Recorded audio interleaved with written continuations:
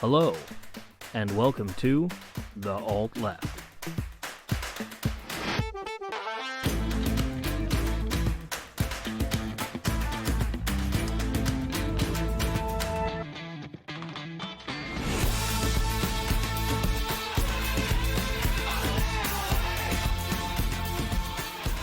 Welcome back, everyone, to episode 2 of The Alt Left. I'm glad you're here with us. Yeah, you survived episode 1. You came back for more punishment. This is the kind of abusive relationship I've always dreamed I'd be part of.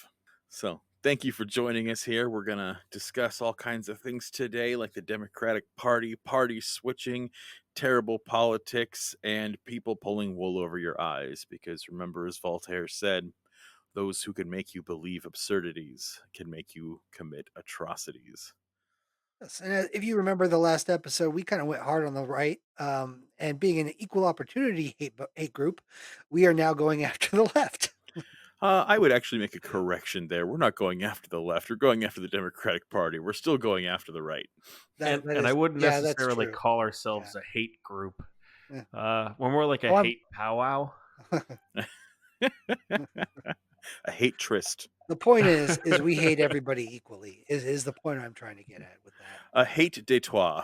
Yes, and I agree. You're right. We are not going after the left. We like the left. It's the Democrats we can't stand. The Democrats and the right. Although, as we discuss and we'll discuss, there's not a whole lot of difference. Yep. So join us on the adventure today. It's going to be a good long talk. I don't know. Maybe it'll be 20 minutes. Maybe it'll be 3 days. The point is, you'll be here with me. I'm your host, Chris. My boy Matty Cakes is right here as well. Hello, everybody. Welcome back. And the Reverend Dr. K will always be joining us. Good evening. So let's talk about it tonight. We're going to be talking about the Democratic Party. This is actually, believe it or not, the Democratic Party gets talked about a lot for being the left, the liberal, the new, the young. It's actually the older party between the two. I think a lot of people don't know that. It's true.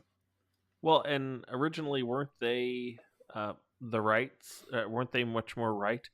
So, well, I Originally, mean, They to were be the fair, party of the right. yeah, I mean, to be fair, who everyone was right back then. But yes, they were actually the more conservative party because, so okay, in the original, obviously when the United States was new, there were no big political parties. George Washington said, "Hey, don't have political parties because then you'll have what's happening today." But we didn't listen, and we eventually formed political parties. And there was two. There was the Whigs, which were the hard conservative party. And that was left over from England. The Whig Party was the conservative party in England, and it became the conservative party in the new United States. And the Democratic Party sprung up basically in opposition to it. And what happened was, at the time the Republican Party was starting to came around was because there was a nationwide debate about slavery. I mean, that was happening during the writing of the Constitution. That's how we got everyone to unify, was by promising not to include black people in the Constitution. Is that right? I would definitely say it's one of those things. Yeah. Yeah. How we got Making the Southerners to get on board is what I meant to say. yeah, making sure that black people didn't have any power has kind of been that Native Americans and women, anybody who's not a white Anglo-Saxon If you're Protestant, not a straight white man, you didn't have power or were ever going to have power as far as they were pretty concerned. much, straight white man with money and land. I mean, Yeah. the Fuck those you poor know, people. yeah, right now there's a large portion of the population that has privilege. Back then, it was actually much smaller. Yeah. It was a small club of people who had rights in this country. But the debate of slavery really tore the Whigs apart. They were kind of half pro-slavery, half abolitionist. Never were they pro Black Americans, but they were half against, half pro-slavery. So to seize power, the Democrats kind of charged forward and decided to become the party of slavery because there was a lot of money to be had by rich, wealthy plantation owners in the South who would fund your party if you would be hardcore pro-slave. So the Whigs basically spun around and collapsed like a Boeing fighter jet being built by the Pentagon. And the Democratic Party rose to prominence with a whole lot of money from the South.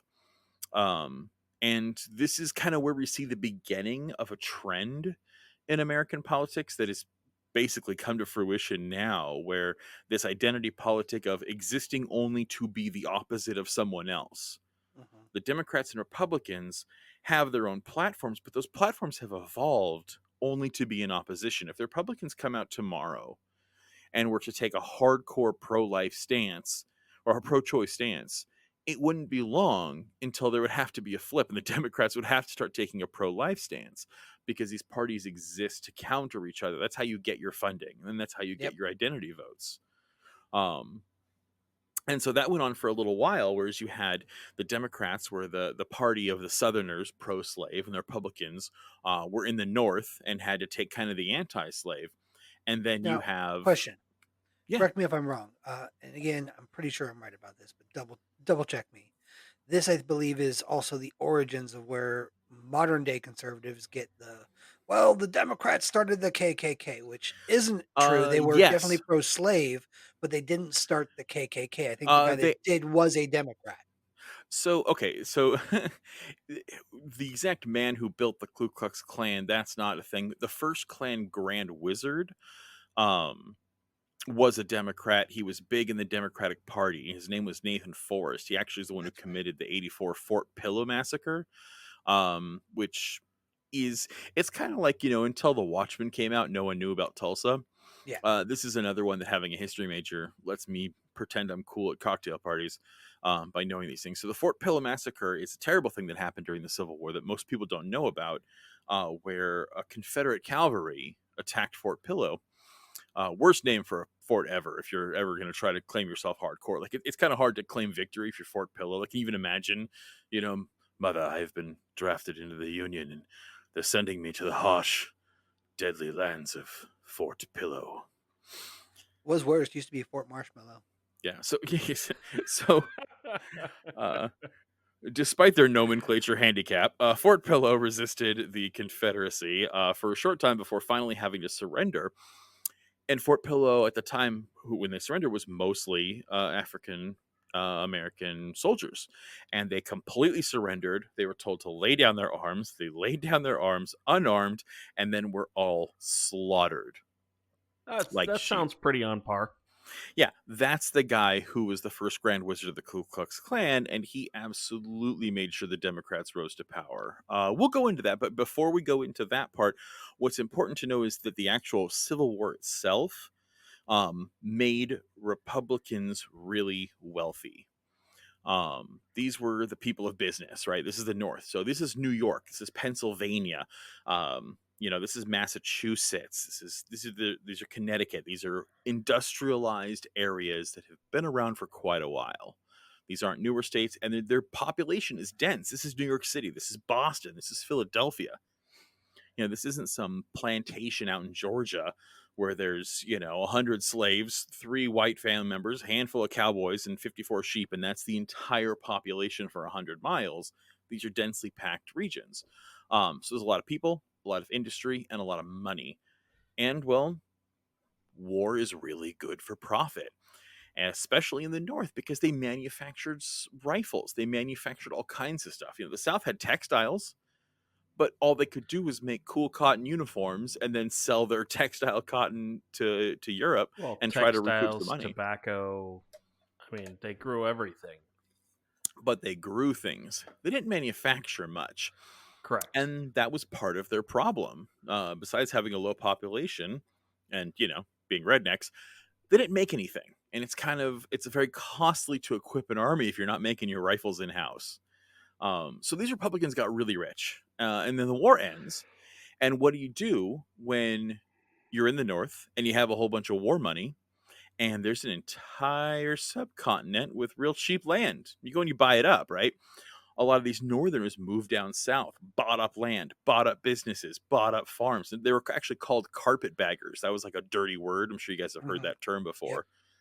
And it was because if you were traveling and you had a couple of bucks on you, you would actually you would hastily travel with these bags that were either made of or covered in floor carpeting, so that you could then rip it off and you'd have nice leather that wasn't covered in road dust.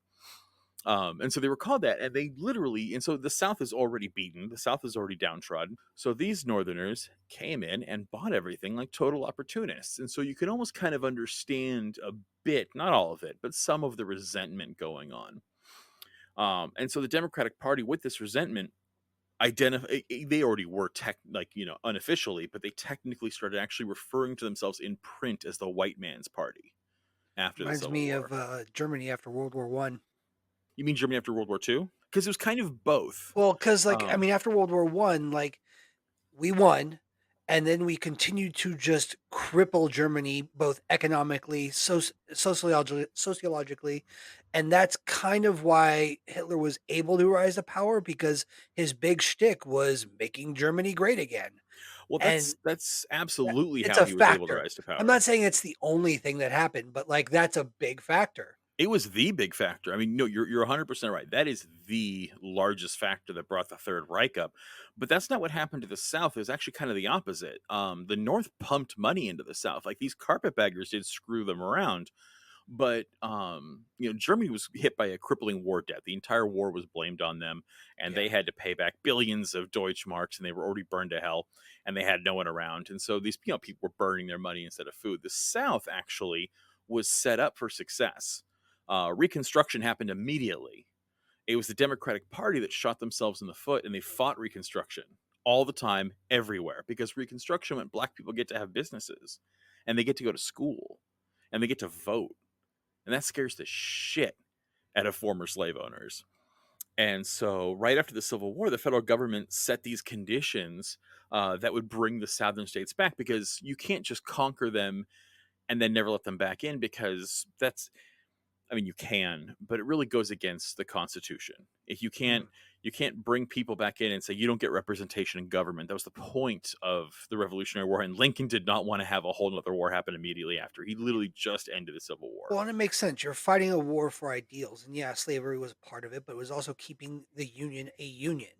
And the whole Union started over no taxation without representation. So to hmm cut that out for everyone you just beat, that's not going to work. Well, and that was the more important part. I mean, it's hard to make an argument saying that abolishing slavery was even important to the North, because it wasn't. They cared a little bit. There were abolitionists. There are a hell of a lot more abolitionists in the North than there were in the South. But the last state in the country to abolish slavery was New York. Every state Yeah. had slaves except for New York. They were the last Yeah. one to get rid of their slaves. They just weren't working in fields. These people were working in textile mills, lumber mills, mines, and doing work in rich people's homes. But New York was the last slave state in the country. I mean, so let that sink in. The North was not pro-black. Canada was, which is why that's where the Underground Railroad went. It funneled you through New York into Canada. You didn't just go to the North and hang out. You usually left the country. Yeah. But anyway, no, the money was poured in, industry was poured in. But like Germany in World War II, it was split up. Lincoln divided the South into 5 military districts. And so each of these big commanders, Grant and Sherman, they had these chunks of the South, which were multiple states that became just military sovereign areas. And basically, they weren't allowed to come back in until they ratified the 13th and 14th Amendment, and 10% of the voting population had to take an oath of allegiance to the Union, which seems weird. Like, that seems like, even if we don't like you, fine, we'll go and say the words. But to the Southerners, that was a big deal, and they really resisted it for a minute. That's Southern pride. Yeah.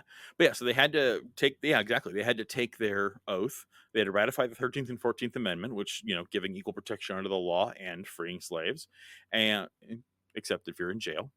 And grant freedom and political voting right, or not voting, but political freedom and voting rights and land rights to Black Americans, to emancipated slaves. And that was a big problem even in the North, because super hardcore leftists like Charles Sumner and Thaddeus Stevens, and if anybody's ever watched the movie Lincoln, Thaddeus Stevens, the guy who was played by Tommy Lee Jones, and it is, if you've ever read any of the books or papers written by Thaddeus Stevens or any of the speeches, Tommy Lee Jones is a chill, stoned version of Thaddeus Stevens. That dude didn't fuck around. He once got into a cane fight with another man in Congress over slavery. They I literally remember beat each reading other. about Cane that. fight? Yeah, I Yes, remember reading about that. That's they freaking literally great. beat each other almost to death. Like, Thaddeus Stevens, when it Wow. came, but thing about it is Thaddeus Stevens had a servant. Now, this servant was treated very well, and she kind of lived in the same bedroom as him and slept in the same bed. And in his will, she was completely freed and was basically his wife. But he couldn't admit that. You couldn't, interracial marriage was illegal. So she was his housemaid, but she was his wife. And this guy gave a shit about emancipation. And he actually wanted what we accomplished in the Civil Rights Act in the 60s is what Thaddeus Stevens wanted then. He wanted absolute 100% equal protection of the law. He wanted absolute pure voting rights. He wanted protected speech, protected voting. He wanted land ownership. Like, dude was beyond woke for his time. He would be considered a centrist or liberal by today's standards. So anyway, these guys wanted something like half or majority of the population do it. They wanted war reparations. Like, they wanted to crush the South. Um, but Lincoln didn't want that. He didn't want any more problems. He wanted everyone to come back and hug and sing Kumbaya. And this is one of the first times we see the problem of the centrist dream. It sounds nice, repairing the South, making the bonds back, but the South, we know this now. And of course, hindsight's 2020, but we can look back now and see where the South never recovered from the Civil War. They never got over it. Yeah. During the Civil Rights Oh, they're Movement, they still erected not over statues. it.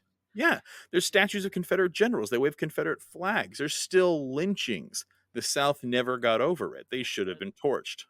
Specifically, the Confederate flag, they didn't fly it for many, many, many years until the Dixiecrats came back.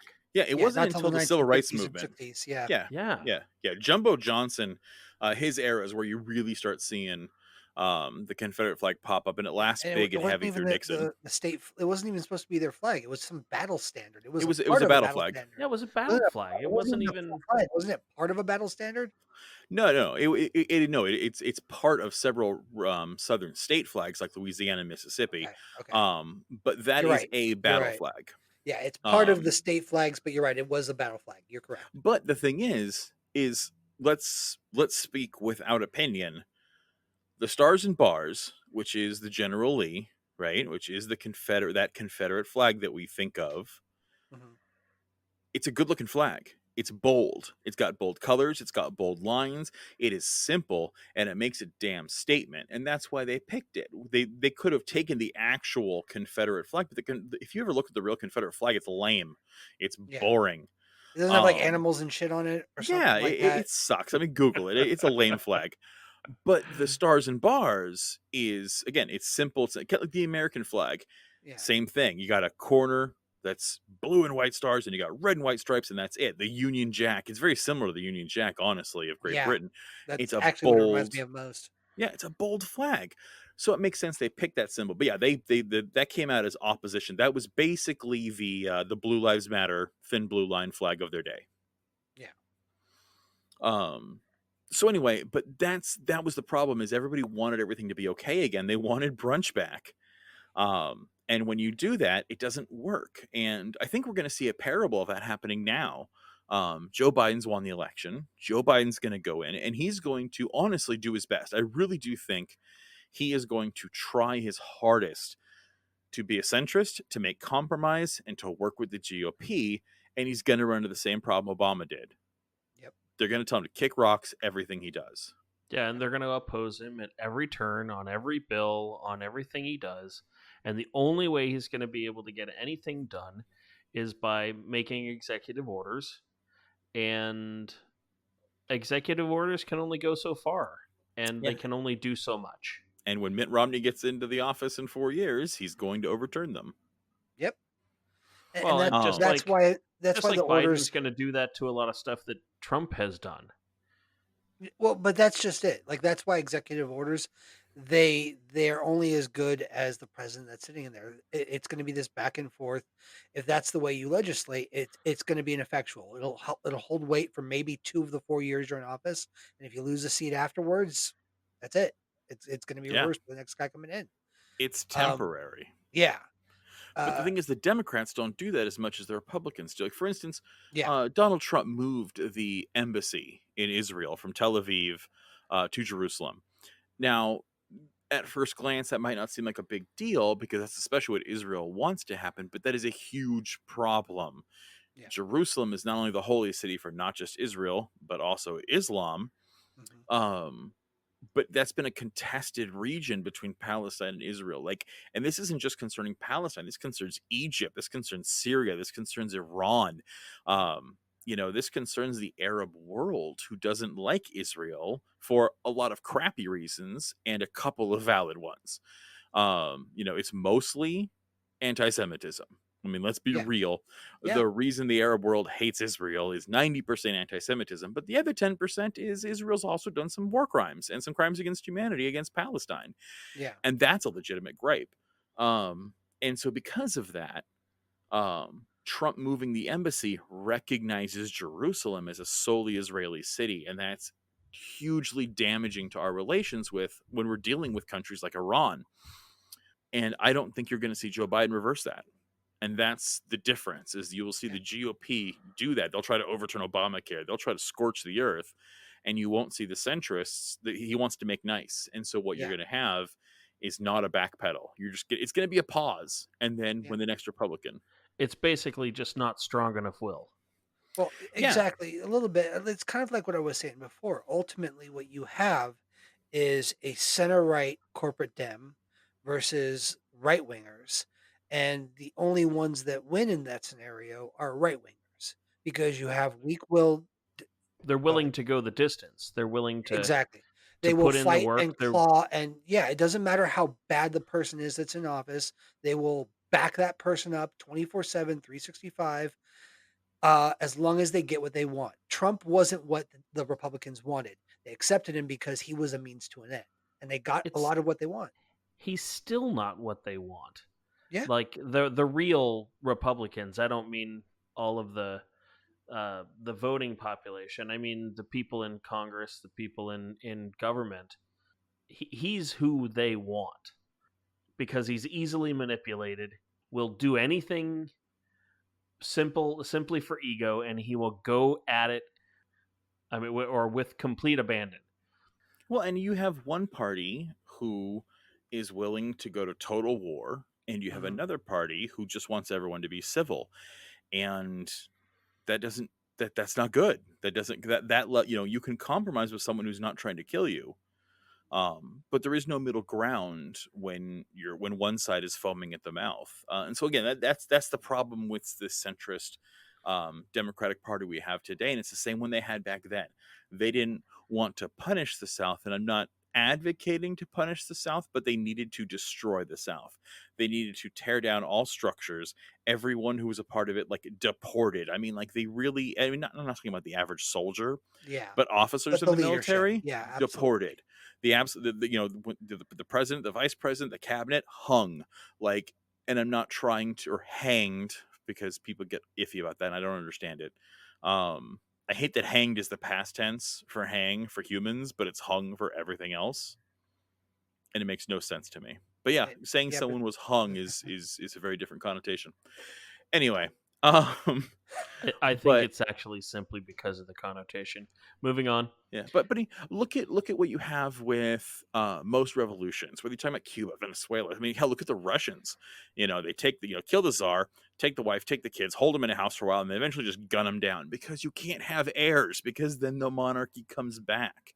Is it because they cared about murdering children? No. In fact, that's probably why they had to wait for days, because they had to get enough sociopaths who were willing to gun down children who didn't do anything wrong.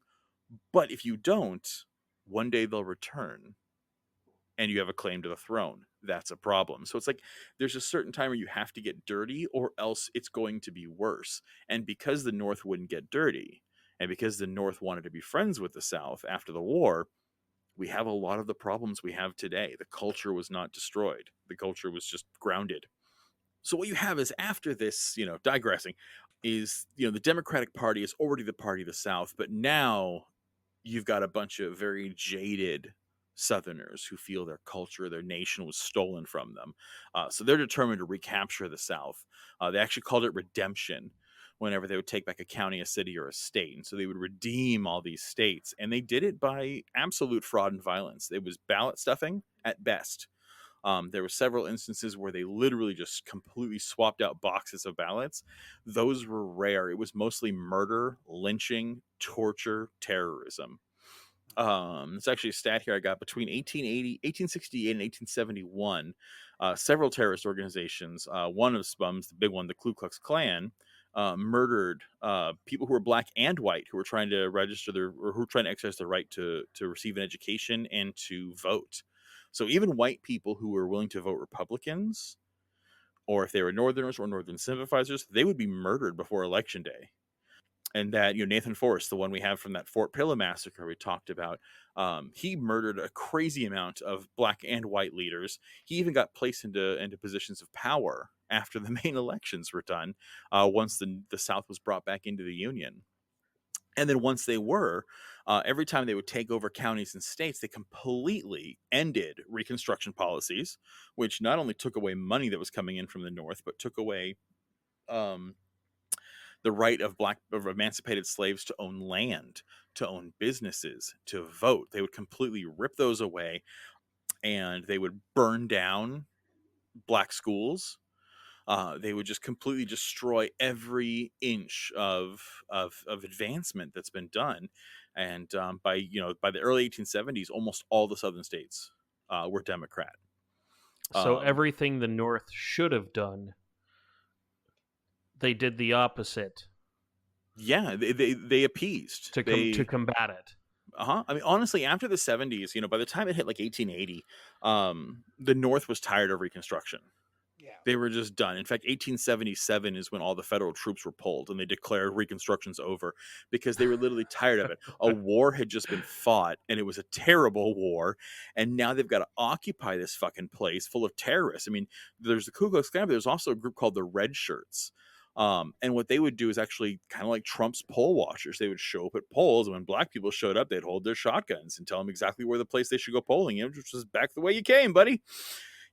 That's what they would do. And if you had a problem with it, they'd kill you. The problem is these red shirts and the Klan members were the sheriff, were the deputies, were the county, were the federal judges in the area. Law enforcement and the Justice Department were the ones who were doing this. So there was no appeal to anything except to Washington.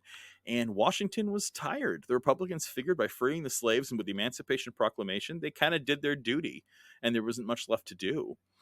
1876, the gubernatorial campaign, 150 black Americans were killed after the federal troops left the South. And this is like murder and lynching. This wasn't arresting and execution or anything like that by any kind of official means. And it was the Democrats and it was the red shirts who went out and killed hundreds of people through rampages to curb elections. Yeah. And then even this is after burning like land that they'd actually acquired at this point too. Like they'd been gifted land for serving with the North, I think, in a lot of southern areas. No, it wasn't even gifted. They were given the right to purchase it, oftentimes by having taking out loans by white-owned banks that would give them horrible terms. They would still find a way to scratch out a living, but then once the troops were out of there, the Klan and the red shirts marched through. The Democrats came through and they would burn down farms. They would kill the families living on them. They'd burn down black churches. They would burn down black schools, and they would whip and lynch anyone they could get their hands on. They would just move this wave of terror through the South every time they claimed a county and claimed a state. So that's kind of where the Democratic Party gets its start, and they stay that way. Those dividing lines between the Democrats and the Republicans don't move. The Democrats are the white party of the South, and the Republicans are the white party of the North, and they kill less black people. It's pretty much where you get to. But then all of a sudden you hit the late 20s. In the 1920s, after World War I, most of the world is screwed, but America's doing great. The United States has become the industrial powerhouse of the world. But then the Great Depression happens, right? And remember, Republicans haven't cared about civil rights since the Civil War. Black people were free. They're done. They've already been dealing with the issue of women's suffrage. They're tired of civil rights movements. And the Republicans made a ton of money in the 20s with the post-war boom. And then in 1929, what happens? Pop quiz, guys. The Great Depression. The Great Depression happens. Yes, the Great Depression happens. The stock market tanks, and we are screwed. And these rich Northern Republicans are going bankrupt and jumping off of bridges. And so these literally jumping off of bridges. But guess what? The people who had money in the South had money because they owned land. That didn't go bad in the Depression. Yeah. And a lot of the Democrats in the North tended to favor better too because their money being things like commodities. So FDR is one of them. FDR is a Democrat from the North with a bunch of money. The dude knows business. The reason the United States went through such a hardcore World War II production boom was because he knew how to turn private business into government function. But this is a lot of socialist programs. This is the government paying for work. I mean, you guys, I'm sure you've heard of like boondoggles and stuff. Yeah. Yeah. You know, yeah. For our listeners, though. Yeah. The boondoggles were massive government programs. The Hoover Dam is a really good example of one. Federal government pays just an obscene amount of money to build this giant dam in Nevada. And that's why Las Vegas pops up eventually with all that cheap electricity and makes a Yep. giant hydroelectric plant. It serves the public good. It wasn't like it was a waste of money. But a lot of Republicans take issue with that. They don't like government interfering. They like private business. They like private property. This sounds like socialism and this sounds like government interference. That's not the policy of the rich Northerners. That's not what they like. This is massive expansion. So FDR has all these Democrats making these huge sweeping efforts to recover the economy, and Republicans, again, identity politics, they become the opposition to this big government. you know and even though this Democratic Party had no interest in helping black people, they were still able to, they failed to pass anti-lynching laws, failed to pass the right to vote, but they still became the opposite of the white Democrats to the South. So if you fast forward to the civil rights era now, at the 1950s, 1960s, the issue has less to do with the Democrats and the Republicans, and it's far more north-south, very similar to the Civil War.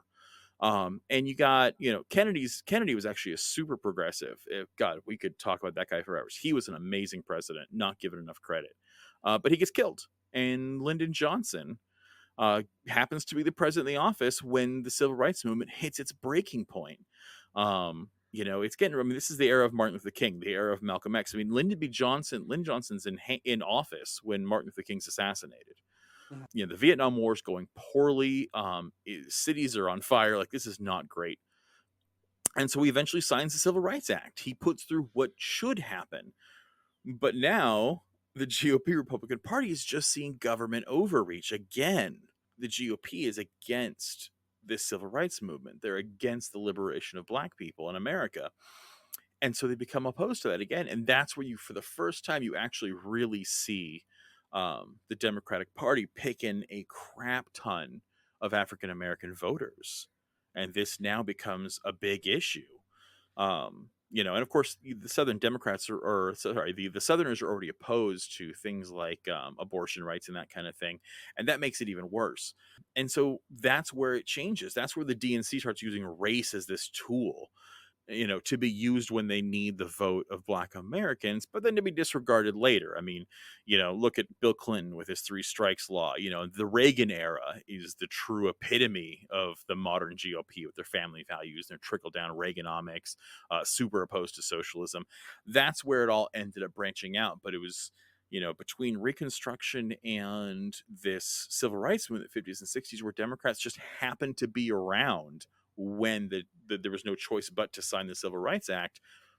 That's where you can really see, that's where the parties truly, that's where that flip, that catalyst happened. Well, it was based off the Southern strategy. Yeah. That's when the Republican Party realized, hey, there's all these angry white people that are typically Democrat that don't want all these civil rights things. Let's play to them, and we'll get the votes. And it's also to bring it a little more into modern day too.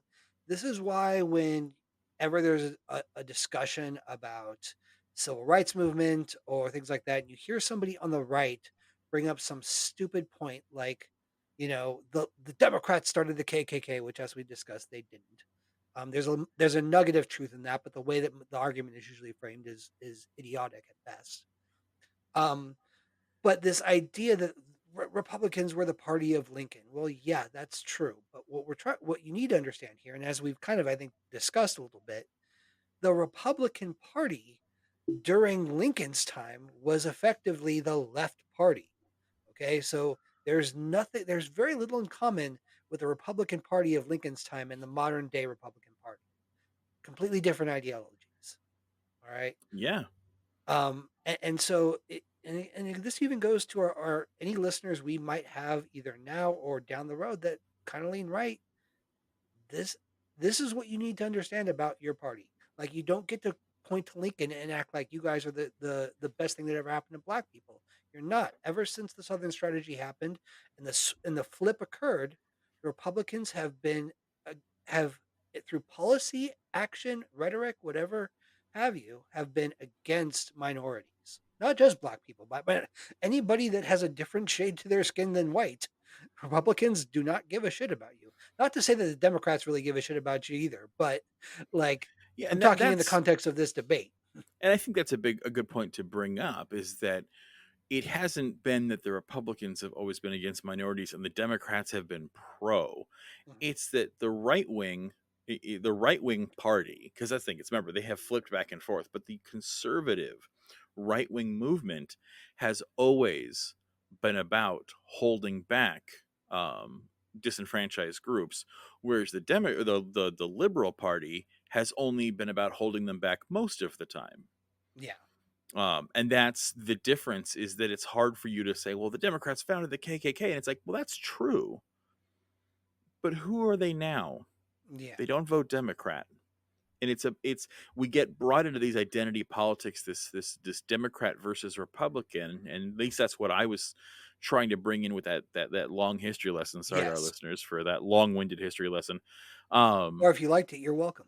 Or if you liked it, you're welcome. But most of you probably don't. That's why history majors don't make a lot of money. But um that's where it comes into, is it's not about Democrat Republican, it's about conservative, it's about right versus left. And that's where you start getting into the issues of who cares about human rights, because the parties, well, they shift when they care. Like, I mean, Matt, Yeah. what would you say about the Clinton era?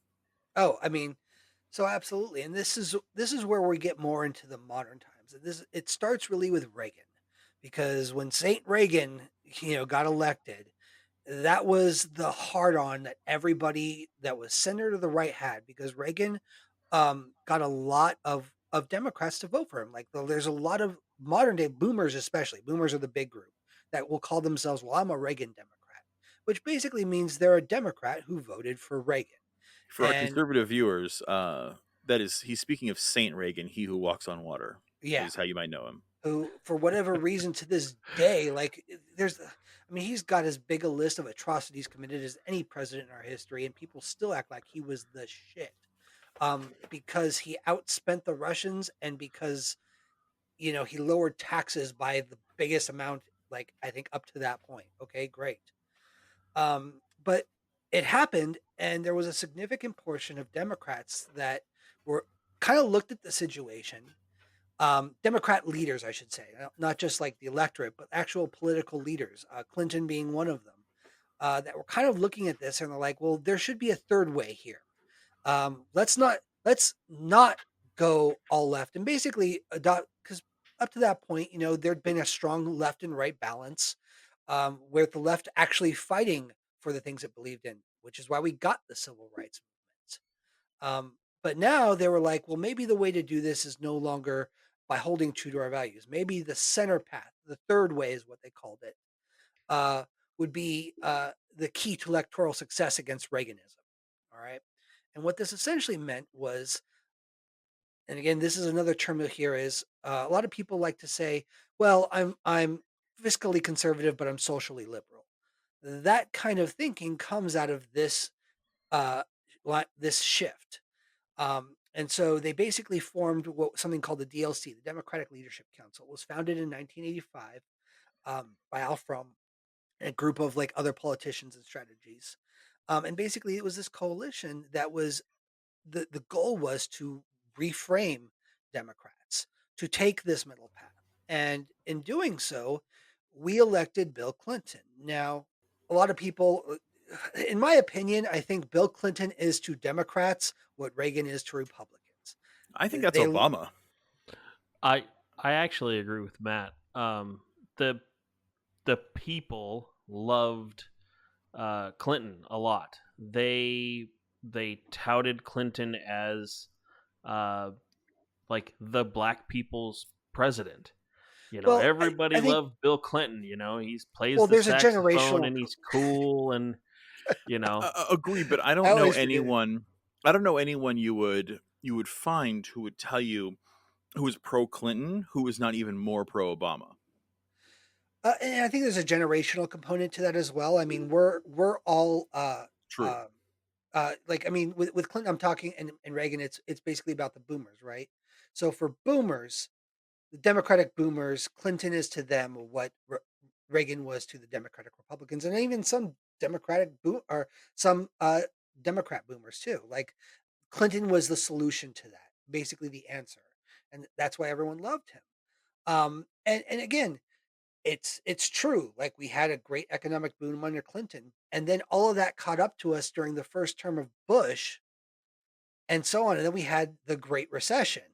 Like, don't get me wrong, Bush Jr. had a big part to play in that, but policies enacted by Clinton during his time helped make that even worse. We've also lost a lot of jobs thanks to NAFTA. Like the reason companies started exporting, you know, to slave labor countries is because of things like NAFTA. You know, because it was cheaper, easier, and yes, it gave them an incentive to take jobs out of this country and move them to somewhere where they could save money. I mean, and I could be wrong. I haven't done a ton of research into NAFTA, but it seems to me that NAFTA gets a whole lot of blame when a lot of that happens to be simply the deindustrialization of America in the modern age. It's true, We've and I'm shifted to not a trying to service lay, based yeah. economy. Well, and I'm not trying to lay this squarely on NAFTA shoulders. It's not like NAFTA alone is the sole legislation that's contributing to this. You're right. Uh, as our technology progresses, this is a factor as well. And this is again one of the reasons why I think all three of us advocate for things like, universal basic income and things like that, is just by virtue of our technological advancement, jobs are going to go away. We have a population that is not going to be big enough to meet the work demand. Yeah. The- the- China's going to have this problem in a few years. They're yeah, eventually going to have to shift to also a service based economy, and we're going to see South America and Africa become giant industrial so what nations. year was NAFTA? It's what Ross Perot basically ran on yeah. I'm during the trying to Clinton remember. election. Yeah. It was mid 90s. Okay, mid 90s. I think that correlates a lot with, to be honest, when I was in high school, if you were doing anything and you were going to go to college, you were going to go into computers. Yeah. They did not talk about getting a job in any type of a trade. They did not talk about any type of like physical labor job. They didn't talk about any type of, like what most of America actually made money doing throughout history, which was working. We made stuff, you know. 1950s, 1960s, the average person worked in a factory, made products and stuff like that. And in the late 90s, all of a sudden it was you have to go to college, you have to get a degree in some sort of tech, and you have to go into or in some sort of business. And Well, it's I like agree. That's now all true. of these Yes. people Yeah. that all live or all grew up at that same time, there's a lot of them that hate their jobs, don't want to do them anymore, don't have great careers, like, because I'm one of those people. Yeah. I'm 40 years old, I have a trade, but I sure as hell didn't have a trade when I was 18. But again, and this all formed out of the DLC again, and one of the very first presidents of the DLC was Bill Clinton, and this was sort of the first wave of centrist kind of moving in, and the second wave really took hold when Bill Clinton became president. And don't get me wrong, like, you know, I did not inhale, and he was a little bit more liberal when it came to little things like marijuana and playing the saxophone on MTV. That, oh, he's kind of an approachable guy, and there's some stuff like that. But like, you also have to remember, "Don't Ask, Don't Tell" was started under him, and it was a compromise. And you can say everything you want, like maybe America wasn't ready or that, but like if I remember right, I think he's on the record as not being pro gay marriage or anything like that, right? Like, can't remember exactly. Clinton, not Hillary, Bill. No, Bill. But yeah, Bill actually put the Defense of Marriage Act through, Yeah, that was Stories going to be the support it next as thing I well. talked about. So I Yeah, started, they're yeah, very yeah, anti-gay. yeah, that's right. So, and that was the next thing I was going to say is we have Don't Ask, Don't Tell, and we have Defense of Marriage Act. Now, this goes back to a little bit of a conversation we had before. I can't remember if we had it last week or it was just a side conversation. But this idea that a lot of Democrats, I think, I don't think Bill Clinton was anti-gay. I think he did the things he did because it was politically expedient to take those positions. Sounds like a Democrat to me. Yeah. And again, so you've got Don't Ask, Don't Tell. You have the Defense of Marriage Act. You have the Religious Freedom Restoration Act, which is good and bad. Like I don't think it's not being used currently what it was intended for when it was written, but a lot of the stuff that's allowing people to discriminate based on the a company's religion uh, comes from the Religious Freedom Restoration Act. I am a hobby lobbyist. Yeah. Well, I would uh, actually, this area we're talking about, I think there's a really amazing. It's a perfect example of the hypocrisy of the Democratic gay support in the 90s, whereas we put through the Defense of Marriage Act and we say gay people can't get married because what next? You know, it's that Dogs and slippery cats slope living part. together, mass Yeah. hysteria. Oh my God, what's going to happen if gay people marry? Up, we'll be down. Black is white. Exactly. But then you put through the Don't Ask, Don't Tell. I'm like, all right. If you icky homos want to serve and die in the military, as long as you don't tell us about all your icky gay stuff, we'll let you die for us. Yeah, feel free as long as you don't try kissing me. It's like, well, Which fuck is you. Like yep. that's the exception. It's like it's lauded. People still laud Clinton for Don't Ask, Don't Tell. He was trying the best he could. It was the best he could do at the time. And it's like, No, okay, it wasn't. allowing someone to die for you and for allowing someone to die for you, this country, for the Constitution, the Bill of Rights, and then not giving them equal protection under it is disgusting. Well, I letting would them do something and then giving them rights are two different things. Why would you want to do that? And how was that any different than when they enlisted black people into every single war before the Civil Rights movement? You had It black people fundamentally fighting is in the the same North who concept. weren't Yeah. free, black people fighting in the South who weren't free. They didn't get their freedom from service. And then even in World War II, we've got black soldiers. I mean, that was one of the propaganda pieces that Nazi Germany would do is they would fly overhead of troops, segregated troops, and they would drop leaflets saying, Germany's never put black people into slavery. You can drop your rifle, come over right now, and you may not be an Aryan, but you'll have rights. And we won't whip you and put you in chains and make you drink from separate water fountains. I mean, that's obviously not true, but you got to admit, being But they did it anyway. imagine you're some soldier, you're 18 years old, you're from South Carolina, you come from generations of rape and murder and lynching, and now you're fighting for white people against other white people, and all of a sudden one of the sides drops a leaflet saying, hey, we've never enslaved you guys, we like you better, come over here. That's a hell of a good propaganda tool, but it's that same thing. It's that, with the same thing that we did to African Americans with military service of saying, hey, you can die for this country, you just can't be a free citizen under it. That's what Bill Clinton did for gay people. And I think that it's an issue that never gets talked about, of letting people die for the freedoms of this nation, but not making them applicable to it. The same thing that was done for black Americans was now being done for gay Americans, and people don't talk about it. It makes the DNC look bad, and the DNC doesn't want to talk about it, and the GOP can't talk about it because they're worse. Yeah. So it gets swept under the rug, and we get told that Clinton likes gay people. Yeah. And meanwhile, because everyone's bought into this two-party system nonsense, it's constantly, well, that isn't as bad as what these guys over here are doing. So I guess we'll just vote for them and hope for Well, the and that's best. that's been a theme now for so many damn years. This, well, it's okay that he does this because this other guy did something else that's worse. And it's like, yeah, well, fuck both of them. Name that logical fallacy. Whataboutism. I would actually make an argument that it's, with when it comes to these logical fallacies, they have two of them, I believe, have a special place in politics. Whataboutism, because in its Absolutely, number defense, one. sometimes it's real. Like Yeah. for instance, the last presidential debate, Joe Biden's up there going, "Well, Trump's a racist. Trump's a racist. Trump's a racist. Trump's a xenophobe." You know what? He's right. Trump is all those things. And then he turns around and goes, "Who built the cages, Joe?" And it's like, he's got a point. That is whataboutism. It absolutely is a way he's deflecting it from himself. It was a total cheap tactic to move the conversation to Joe, but it was still valid. And I would say political arguments are one of the times where, if used correctly, it's a fair argument, because Joe Biden and Barack Obama did build those detention centers, and they did deport more people than any presidential administration in American history. Yeah. But we like to blame Trump for it. And the other one I would point out is slippery slope.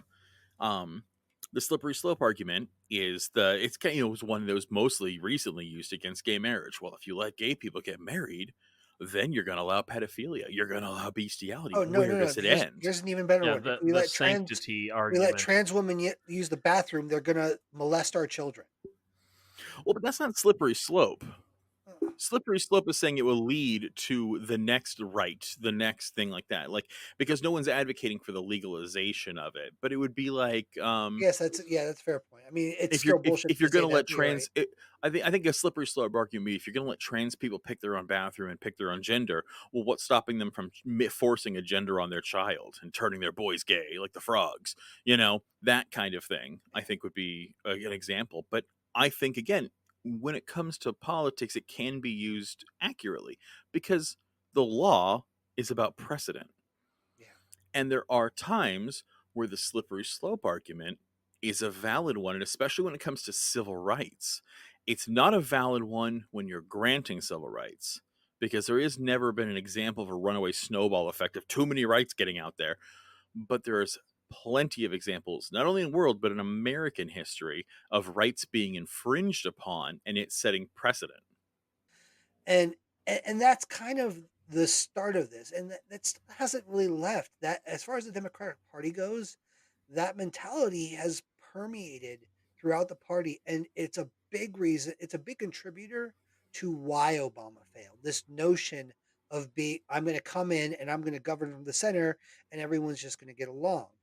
And as we've all seen, that absolutely didn't happen. Now, there's also the factor of he had a darker complexion and a strange sounding name, and of course, bigotry, racism, and xenophobia all play a factor in these things. If not for the politicians that he worked with, definitely for the electorate on the other side, that the politicians had no problem by feeding into.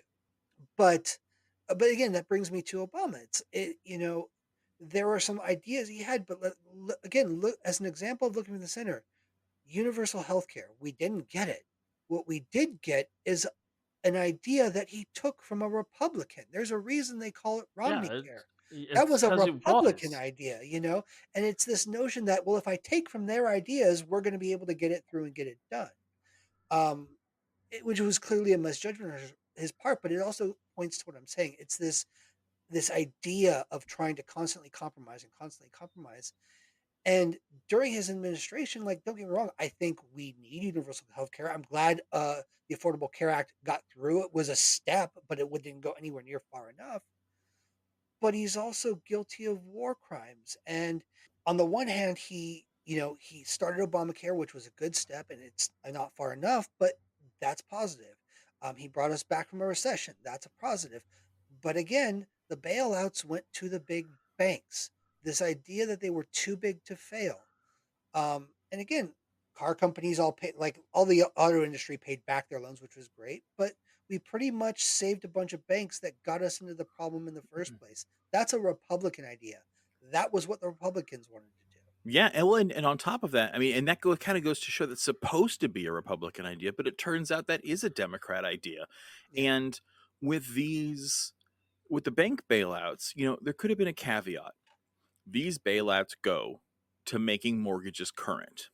If the banking industry is getting screwed because they made poor loans and the mortgages aren't being paid by the federal government, making them solvent, that gives the banks the liquid they need to function, and they're no longer going bankrupt. Problem solved. But instead, the banking lobby gets in and makes sure that there's no caveat whatsoever.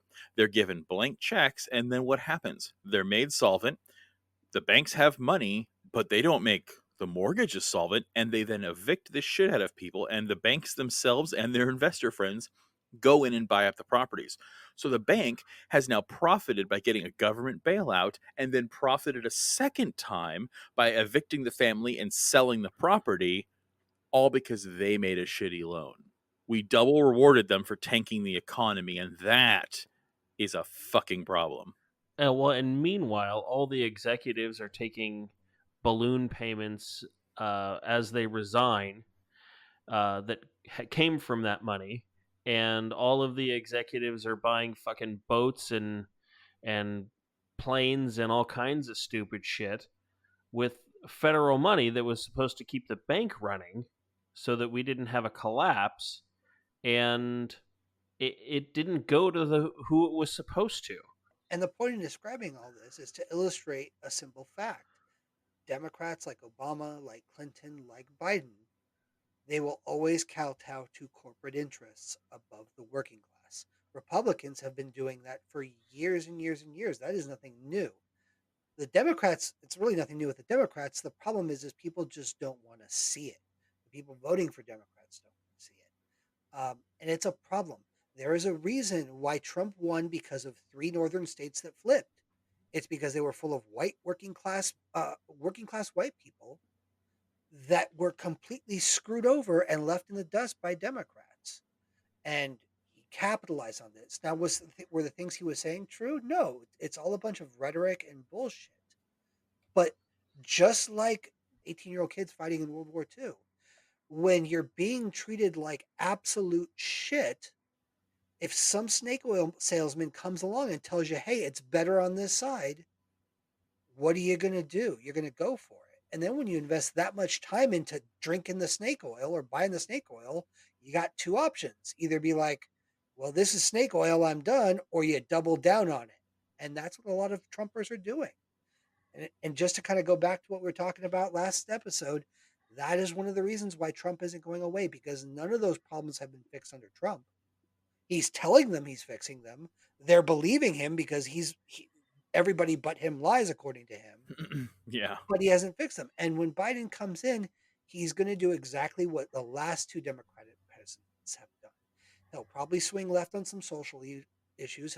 He'll shake a finger at all the he's going to toe the line when it comes to police brutality. He's going to decry the people that are actually committing the police officers that are actually committing the atrocities, but tell you that all the police officers are really good, all the while ignoring the fact that far more people. It's not the guy that killed George Floyd. I'm not going to say his name because he doesn't deserve to be mentioned publicly, No, even on fuck our him. shitty podcast. It's not just him. It's the literally dozens of officers in his precinct that will that will shelter him and protect Yeah, him it's from getting it's the exposed. complicity. There It's is the a complicity that happens with all of the other people around them, or all of the other officers around them. They have no interest in calling any one of their own out because then it opens, quote unquote, themselves to the same treatment. And it's like, well, they should be subject to the same treatment. They should be called out when they do something awful, like murdering people on the street. and Yeah. again, this isn't to say that anybody on this podcast, and if I'm wrong, feel free to say this might be a good place for debate. But I don't think any of the three of us believe that all cops are bad. I I believe do. there are good. Okay, so we've got one. I believe I there are don't good believe that cops. all cops are bad, but I think they're all complicit, which, But that's bad. I don't think all yeah, cops are murderers. I don't think all cops are racists. That is not what I think at all. I think there are plenty of police officers who are doing the best they can in a shitty situation and are absolutely trying to be good people helping their communities. But it doesn't matter. So, for the analogy, if the three of us, and I've used this before, are robbing a bank, okay, and Kay and I go in, rob the bank, and end up killing someone. Matt was the getaway driver. He sat in the car. He never stepped foot in the bank. He never had a gun on him. He never shot anyone. He didn't take a dollar. He didn't commit any of that. He just sat in the car. All he did was make sure we got there and we got away safely. All three of us are going down for bank robbery, and he's an accessory to murder. Matt is bad. He didn't commit the crime, but what he did was support the people who did. And again, this isn't even the fault of the individual. There is a culture in policing where if you turn on one of your own, they're not going to come and back you up. Like, it's not even the individual's fault. The problem is this is a really, really bad culture. And if you are going to support it, if you're going to be part of that union and you're going to be part of that brotherhood, I mean, the sheriff's department has a gang of killers. They have an inside gang where they brag and get tattoos for murdering people of color. If you're still in the LA Sheriff's Deputy Department, you suck because you're part of it. You might not be part of that gang and you might not be a racist or a murderer, but you support them. And that's a problem. I worked for, Well, you God, I think shelter them. it was a week and a You may half. not support it, but Yeah. you shelter them by not But calling it out and stopping that it. is support. That is a form of support. By giving shelter, you are supporting them. That's the thing. You may not be supporting the crimes they're doing, but that's just a formality at that point. Um, and that's I worked for a company. I won't call them out on here, but it was a tool company that sold, and I was doing phone sales at the time. I was really young, and I got into it, and I realized this company wasn't actually selling grinding wheels and tools to people who needed them. The company existed to rip off old people. I quit immediately because to stay at this company would mean I suck and would mean I'm wrong. And that's the problem. I do not think that every cop is like the guys who killed George Floyd. In fact, I would absolutely agree that those are a minority. But the term is bad apple spoils the bunch. Yep. And the bunch is a bad culture. Every single Yeah. police officer might not be a bad person. A lot of these people have families and they give a shit about the community they serve. A lot of them don't. And if you support each other through that, then you are part of the problem. You are part of the crime. So it's an old saying in Germany. I can't remember how it is in German, but it translates in English to the nice people made the best Nazis because they were part of the problem. And if you are going to be part of the industry that is murdering people in the streets for the color of their skin, and you're going to support those guys and back them up, then I'm sorry. That makes all cops a problem. If you don't leave the department and get a new job, you've chosen your financial security over protecting killers. How is that different than the mob? I have a close personal friend who is a cop. We all do. Um, Mm-hmm. and I look at him and I know what kind of a person he is. He does not fit any of the negative stereotypes you would call a cop. In fact, I would argue that if every cop were him, we wouldn't be in the problem we were at right now. Hard agree. Totally agree. Um, but at the same time, I see all this stuff happening, and it gets very hard to separate that or to merge the two. It becomes it hits a little closer to home. And again, I'm by no means saying feel sorry for me or anything. Like this little moral quandary of mine is nothing compared to like people being killed in the streets and murdered, and people crossing state lines to go kill black people just because they can. Yeah. But like it becomes very like I think Chris in this matter is going to be more apt to just be like, no, I hate all cops. Me, it's a little bit harder. I don't know if I can say that. I can agree that there's a problem. Um, I'm not going to say that I hate all cops. It's not that easy. Even for someone like me who's a bit of an extremist, it's not that easy. I don't hate all cops. I hate what they do. And there is a difference there. But again, if you're going to be complicit in a system that systematically murders people of color, and you're going to say, I know this is a problem, but I can't single handedly change this without getting killed or thrown out, so I'm not going to do that. Oh, and that's fine, but then you're part of the problem. And so I think every single cop is part of the problem because they can either fix it, which, to be fair, I will give them this credit. To be a martyr is deadly, but you can quit. It's a job. I can't think of a single job I would hold where part of the job was to cover up and back up and help racists and murderers. I would not keep that job. That's an ethical decision. I think that this also that rolls right into the whole Black Lives Matter, All Lives Matter, Blue Lives Matter. Um, blue. There's no such thing as blue lives. Well, hold on. Sorry. Before we go down that road, again, I don't mean to cut you off, Kay, but we Sure. went from DNC and their policies in the '90s with under Clinton, and a little bit of Barack Obama to this. So, just to wrap up, take us back a notch before we get in on this topic. I just wanted to wrap it up a little bit with um, those the reasons we listed before we got on this tangent are kind of the reasons why we view the Democratic Party as largely, um, you know, limp dick pussies that aren't really effectual in any way in governing. Um, you know, I think, like I said, I think Biden will toe the line when it comes to cops and try to coddle the ones he thinks are good and condemn the ones he thinks are bad. But ultimately, the point I was going with that is Biden will do nothing to fix the systemic issues, growing income inequality, civil rights, those things that are truly dividing this nation. He's not going to be able to do anything as a centrist to fix them. And so what you'll have is a situation where everyone who's a white liberal is going to breathe a little bit easier, relax, and when nothing gets fixed and people get angrier and we get the next Trump, we're going to be right back where we started. And then the DNC is going to pull up another centrist, and everyone's just going to be saying vote for him because he's not the other guy once again, which has been pretty much the party line for the last 30 to 40 years. It's Yeah. not voting for people based on their merit, it's voting for them because they simply aren't the other person. And that's a terrible reason to vote for someone. I mean, look at this last election, right? You know, or even the last two elections, doesn't matter. But like, you could say yes. I mean, both parties have an aspect of that where it's, watch out for the other guy. I mean, look at all the Trump, ads for, you won't be safe in Joe Biden's America. Yeah. Um, but that being said, like, at least Trump was running on things.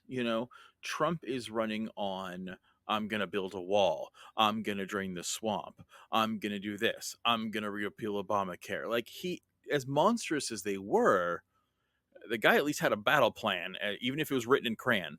Yeah. And I think Biden, somebody had a battle plan. I think he was. I Oh don't no, know. I absolutely agree. He's He had like if but there's Biden one didn't thing have Trump is one. good at, it's tapping into rhetoric and the anger of uneducated white America. Yeah, and then that's a GOP strategy, Yeah. hands down. But I would have to say, like, Joe Biden didn't run on that. Joe Biden didn't run on, I'm going to do this. Joe Biden was, hey, you like Obama? Me too.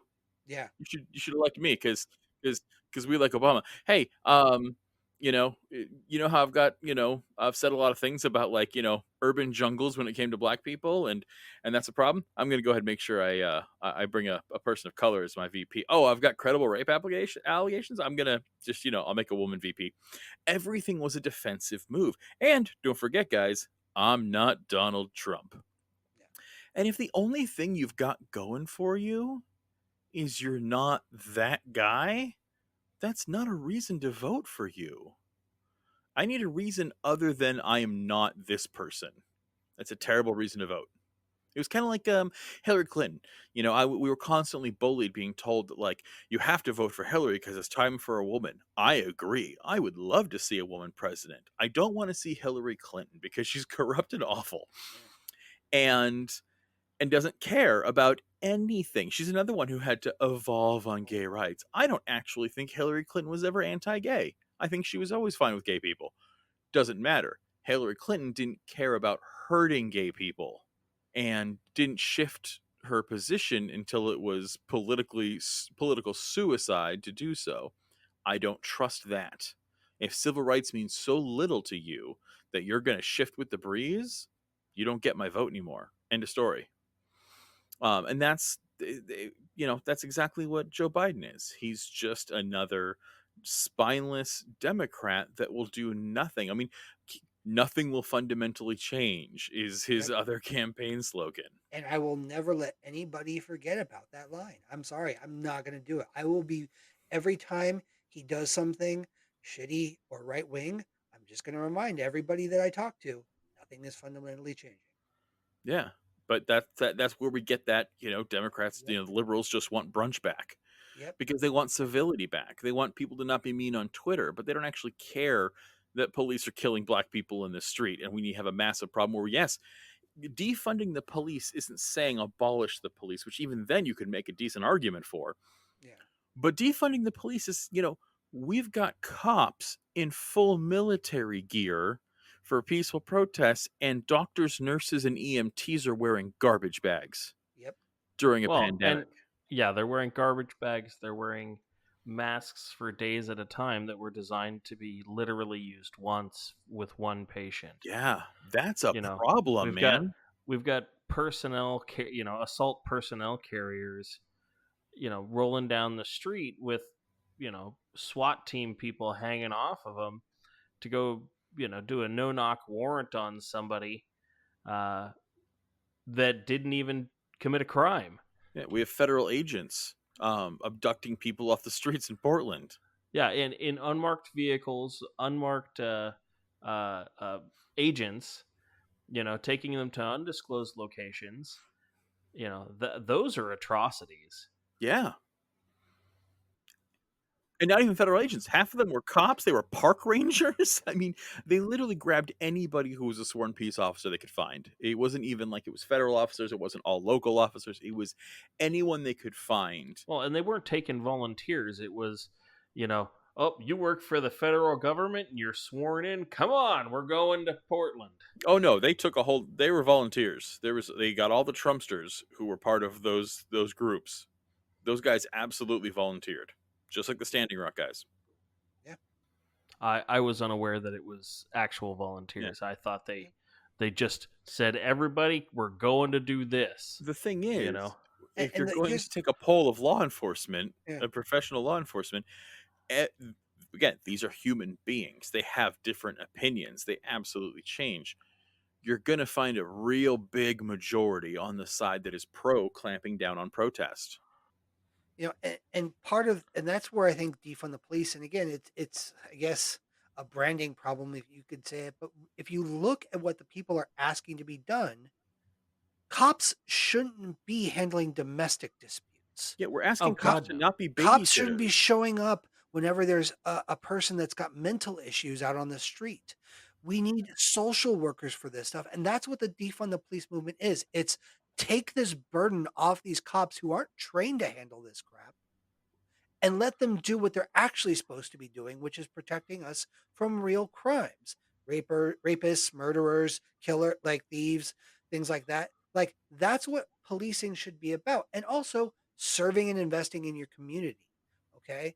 You shouldn't be handling domestic disputes. Social workers are way better equipped to handle this. And like one of the arguments I hear constantly is, well, what is this tiny little social worker girl going to do when a 6 foot 200 pound dude? Have you not met social workers? They know exactly how to handle 6 foot 200 pound dudes. They do it for a living because it's their fucking job. Yeah, and they That's the don't cry point. about it and murder people when people talk back to them They or don't Yeah. violate go their have a civil rights when their McDonald's. feelings are hurt. Yeah, they don't get mad when they don't get their food at fucking McDonald's and break down in a car crying because I think people are being mean to me. You know what? You're a fucking cop. And you know what? I get it. For all you good cops out there, this is a hard time for you. If you're a Very. good cop I just can't trying to do imagine your it's easy to be a cop right now. yeah. It's got to be hard to be a If cop you're right a now. good cop trying to do your job, I feel for you in the worst way. I don't want anything bad to happen to you. I don't want anything bad to happen to your family.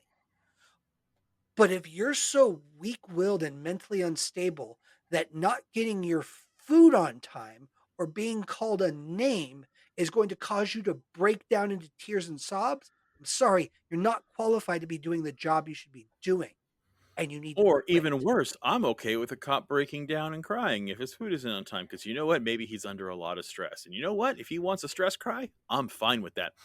What I'm not fine is when they arrest people for talking back and they start calling that disorder like, oh, he didn't identify himself, or you're obstructing justice. And it's like these things get thrown out. I mean, the ACLU spends a ridiculous fortune getting these cases thrown out constantly. But that arrest alone is a violation of their rights, and Well, you because know in that. most states you don't even have to identify Yeah, yourself. but you would rather throw a tantrum because someone disrespected your authority, and that's what it really comes down to, is this need. Because, and again, and I get it, especially if you are someone who's tasked with keeping the peace and keeping authority.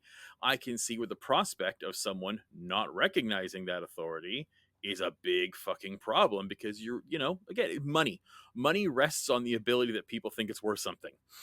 If no one thinks your authority is valid, your authority is weakened. And especially if you think your life is on the line, whether or not people respect that authority, I get the paranoia, but you need to be better than that. And if you can't be good enough to be the bigger person and take someone talking shit or take someone resisting you, I mean, the fact that we can actually arrest people for resisting arrest and that's their only charge, that's insanity. Yeah, you shouldn't be able to do that. But we do all the time in this country. And police are able to abuse their power at all times. And we have qualified immunity. We have grand jury trials. Can you even imagine? Can you imagine like shooting a cop and then getting a grand jury trial, and then your union comes in and fights for you, and then, well, there's qualified immunity because I mean, okay, I'm a bus driver. That's what I do for a living. So I was driving my bus, and I got into an altercation with someone. They were being really shitty, so I ended up shooting them. And, well, I mean, now I was totally in the wrong in doing that, but I was on the clock, so it's not my fault. That's insane. That's It not is how insane. that's not how it works in most other industrialized nations. And we have this hard on for it. And so I think the problem is this, with this defunding the police. Yeah, that's the thing, is the police should be on board with it, because we're asking them not to be nannies anymore. When someone calls like, oh, the neighbors next door are being loud, it's like, that doesn't need a cop. He's got bigger shit to do. He's got more important things to do. Let him do Yeah, those things. yeah. But they like it. No, they They don't. like that. Not No, all of no, them. no. They no. That's They a like that generalization. flex of power. No, They they're that. like. Uh, They here's the thing. absolutely do. It's. You don't become a police officer because you don't want to have some power. I mean, I agree that human beings crave power, and I believe I agree that that power lures for that job. But you're connecting two things here. Just because you're a human and you crave power doesn't necessarily mean you want to have a job just to fuck with people. You know what I mean? I'm not Like, saying it's just to fuck with people, but what I'm saying is that you've had that power, you've used that power, you become used to having that power, and when someone says that they want to take that power away in any form or fashion, whether it's a small amount or whether it's a big amount, they're going to oppose it. They're going to say, no, fuck you, you can't have my And power. and I I mean, actually think that's that's I'm a very keeping my power. that's a I mean, fair that's point. I mean, tr w I mean, but it's that's true, human but I've nature. also there's plenty of cops, not just the one that we know, but even we mentioned our bowling league because we're straight white males. Even the two cops that were on that opposite bowling league that were wearing those stupid Trump shirts with the Punisher logo, I heard them talk about this, and I've even seen it on the news. There are groups of cops that have been saying for years, even before the defund movement, that they need to stop being called in for all this stuff, that the Hmm. workload on them is too much. So I agree that there's probably that element in there, Kay, but I also know that there's a vocal enough element that it's probably significant, of ones that at least recognize it's a problem. Now they may be still be against defund the police because either they don't know it, don't want it, or just because a bunch of angry black people are saying it. But this is a necessity, and it's recognized enough, at least by a good portion of police. They That I don't don't want to be agree with. doing this. There are some that do, but they are the vast minority. Every single police union in the country is vehemently opposed to this, and they fight it every tooth and nail. No, I'm not saying they're for defunding. I'm saying they shouldn't be uh, as you put it, the nannies. So they shouldn't be called out on domestic disputes. This was something that I'd heard about even before defunding the police. Yeah, but again, that's I mean, we're really talking about your personal experience, not what the average is. And what we have to look at is who is opposed to it, who is for it. And the people in power who speak for the police officers are opposed to this. Look what happened in New York. You know, when was it De Blasio? Who was the mayor of New York City at the time? When you know when BLM first came around and he said there was a problem here and the cops all turned their back on him and he was a traitor and all of that. He got death Yeah, threats. He wasn't getting death threats from the social workers, buddy. yeah. And on top of that, the cops then formed a protest where they said they won't arrest people unless they have to, as if that was some kind of And how did that work protest. out for them? It blew up in their Exactly. faces. It Yeah. worked out terribly. But that's still the mindset. No, I The agree. And the mindset is point not I'm that we trying to don't make wanna go is, out to these calls. Some cops believe that, and I think those cops are yeah, super sane because they yeah, shouldn't want to go out to all that crap. But yeah. you hold on, and the thing is, for domestic violence calls, no, I actually think you do need an armed cop for that kinda No, stuff. domestic Uh, disputes, not domestic violence. Same thing. yeah, Domestic violence No, like turns into a husband beating his wife.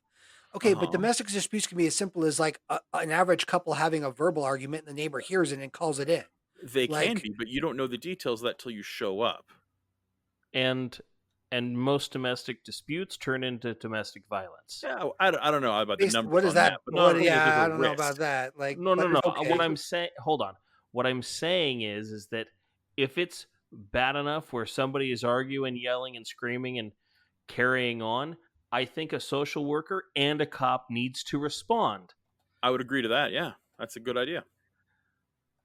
okay, yeah, So fine. instead of just sending a cop, you send a social worker. Hey, what's going on? Can we offer some help? You But know, one thing because I think domestic violence turns into, or I mean, domestic disputes turn into domestic violence. Not all the time, but it happens. it happens a lot, but I also think one of the things we really need to do is because I think that yes, we can defund the police, we can send social workers. These are good steps that I think are definitely good things. It doesn't change the problem. The problem is policing culture, and the problem is lack of accountability with the police. And I'm sorry, when the cop does something like kill someone and stand on their neck and murder them for fun, they should not have union representation. As soon as a Yeah, cop is investigated for criminal misconduct leading to death or even like bodily harm, I don't believe they should be allowed their union reps anymore. I They agree. shouldn't have any backing. They should have to deal with the same system that everyone else does, which even at that point, they are still going to be looked more favorably on because the courts love cops. So it's not like judges aren't going to see the police officers in a favorable light anyway. They don't need qualified immunity. We need to end qualified immunity. The fact Well, that you can and murder someone and be yeah, let off the hook because you were on the clock is insanity. You also need to get rid of grand jury trials. No, it goes to regular trial. If you're innocent, Yeah, cool. Then you'll be absolutely. found innocent at the trial, just like everyone else. We need to get rid of police unions. We need to get rid of qualified immunity, and we need to get rid of grand jury trials. It's just that simple. yeah. These are the things that allow for no consequences, and these are the things that allow for people to continue to get murdered and for the cover-ups to Well, continue. and we need people that actually have a voice to start voicing these opinions Which as is why well. we need I civilian oversight. oversight. Yep. Internal affairs is cops. Yeah. Now, don't get me wrong. You talk to any cop, they'll tell you that internal affairs sucks, that they're always breathing down their necks and they're awful and blah blah. Of course, Yeah. because they're the cops of the cops. No one likes the cops. Yeah. But you need a lot of the committees happen to be a whole bunch of cops and then one token civilian who is usually the wife of a cop or the husband of a cop or something Yeah. like that. What Well, you and actually need. if there's one of you and there's 10 of them, what's the one going to do? Are they going to, speak up every time, or are they just going to sit there and shut the fuck up? What we Because really need are civilian committees with a social worker, a yeah, lawyer, several professionals that are all civilians, and a cop. Because again, to correct. be It fair, needs to be the other way around. there needs to be a cop there to explain what's going on. Because I mean, to be fair, you can get a lawyer up there all you want. He doesn't know every single policy and every single situation. You Of need to course have not. one of everything. But what we have is a board of cops and one civilian who's a bootlicker, and that doesn't bring justice. Well, there's also a cultural problem with the public too. One of the most common arguments, and it's a tactic that everyone on the pro cop side will do. The moment a cop murders someone, the first thing they do is to look for any single crime that person has ever committed. And then Hmm. the media takes it and runs with it. And there's this See what a thug they idea were? that because a single person has committed any crime in their history, that they're somehow deserving of death by the cops, Or and that that's even if not they the committed a case. crime then. Yeah, People love the right loves to exactly. tout out like, "Oh, well, they're just hurting criminals." And it's like, since when did No. being a criminal make you not a human? Well, and this is where one of those times where a slippery slope argument applies. It's like the only reason you are okay with this line of thinking is because in your mind, well, I've never committed a crime, so I'm not in any danger. And if they never committed a crime, they wouldn't be either. Well, Well, what and it's happens again, when you're now the focus? What and happens it's when an they start coming absolute to mark your of neighborhood? privilege. Yeah, it absolutely is. It's a mark of privilege because let's face it, there is one ingredient that creates crime, and that is poverty. Poverty. Yep. Poverty Poverty. is what 100%. creates crime. And so to be able to say, like, well, my record's been clean, great. I'm glad you have never been put in a position where you felt the need to join a dangerous gang for survival, or you felt the need that the only way you could achieve money or any kind of security was to commit crime. Like, that's great that you didn't have to feel that. That's nice. Your experience is not everyone's. And especially when you have communities of color who are constantly, purposefully disenfranchised. Well, how at this point can you then say that, oh, criminals are the problem? It's like, well, are they though? Because they're human beings. And if that same effect happens in every city and every country under the exact same conditions of poverty, well, this becomes part of the human condition, not a personal choice. And it's like, remember, crime is subjective. Let's never equate morality with legality because smuggling slaves into the North was illegal. Hiding Jews in Nazi Germany was illegal. Yeah. Punching a Klansman is illegal. The law does not dictate morality, and it never Correct. has. So to call someone a criminal having being less deserving of life is a monstrous argument. And if you make it, I lose instant respect for your viewpoint because it's dehumanizing. Um, yeah, so let's do some white dude takeaways. What did you get out of this? Let's start with you, Reverend Dr. K. Um, wow, white dude takeaways. Uh, the Democrats have not been Democrats for very long. And what I mean by that is that everybody, when they say Democrat, what they really mean is liberal. And they're just not. Democrats are not liberal. They are Democrats. Republicans are definitely right, and Republicans are definitely Republicans, but they are not the same thing. What about you, Matty Cakes? I mean, take I'm not really taking away much for this because it's nothing I wasn't already aware of because, we actually had to do some homework for this podcast. But what I'm hoping all of you guys out there take away from this is to maybe think a little bit about the people you're voting for. Maybe, especially those of you on the left, start looking at the party. Start actually researching candidates you vote for, not just president, but people at all levels and look at the policies they've actually been in favor of. Look at the things they've said. We live in an age where nothing is not recorded anymore. There's not a single candidate from, I think, state senator on up that you can't find a litany of interviews and recordings of them saying exactly what they mean, whether they meant to do it or not. So, uh, my hope is that that'll be a takeaway for you guys, and you guys can hopefully learn something from that. I'm gonna say my takeaway on this one. Again, it doesn't have to be new information to be something you take away from the conversation. And I'm gonna say especially watch out for pressure of identity politics. There's a truism that I always liked is that um, Republicans are red, Democrats are blue, and neither one of them gives a fuck about you. And I think that's incredibly true. We need to stop labeling ourselves as Democrat, Republican, Libertarian, doesn't matter. You don't have to pick a party. Just like Matt was saying, pick things you stand for. Pick ideals you want candidates to stand for. Pick people you trust, not because of what they're opposing or what they're against, but things you actually want to see happen. And only then will we get away from this awful system we're in. All right. So, thank you all for being here. I appreciate you coming to our second podcast, our Not being sequel. here listening. I like to think Thank they're you here all in for spirit while they're listening. listening to us. I think they're spiritually here. Yeah. Yeah. I feel the quantum hugs coming in. But yes, thank you for listening to us. Thank you for taking the time out of your day to give a crap about hearing what we have to say. Hope you join us next time. Please remember to like, follow, and share all of our stuff. We are on YouTube. We are on Instagram. We are on Twitter. Maddie Cakes, what else are we on?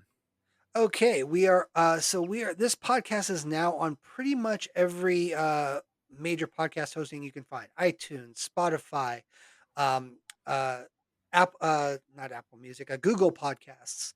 Pandora, Pretty much, yeah, Pandora, like all of them. Podbean, Follow us on Twitter at the Alt Left 3. Follow us on Facebook at the Alt Left 3. Follow us on Instagram at the Alt Left Podcast. And by all means, feel free to engage with us when you follow us. Like we'd absolutely be happy to talk to you guys. If you have any questions about the podcast or anything you want to know more about us, reach out. All three of us have access to all the accounts, and we'll be happy to answer you. Yeah, and especially if you have corrections, concerns, comments, agreements, disagreements, send it in. We'd love to read them, hear what you guys think, say them on the air. We're interested in civil conversation, even if we disagree terribly. Left or right, shoot it in. Tell us you disagree with us. Tell us you agree with us. Tell us you think we're great. Tell us you think we suck. We're here for whatever. Give us some feedback. And remember, join us next week. We're going to be here boring the hell out of you every single Monday. So come on back, and remember, kids, the revolution is you.